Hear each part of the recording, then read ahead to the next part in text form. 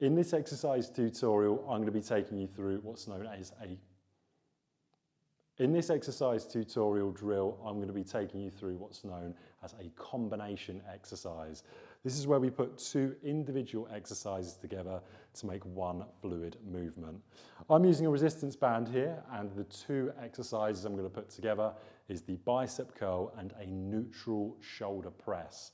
So firstly, what do we do with the band? Now, the band, dependent on how thick it is, if you've got a really thick band, it's going to be a heavier resistance. The thinner the band, the easier it's going to be. So that would be how to progress and regress the exercise. To start off, what you're going to do is have your feet in a narrow position, so narrower than hip width apart. Come underneath in terms of your grip.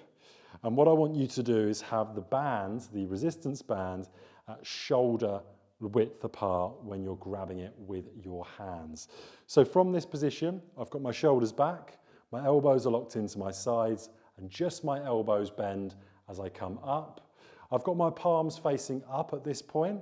Now they face towards each other as I'm now ready to go directly above my head, bringing my elbows up in a nice straight line and then bringing them back down.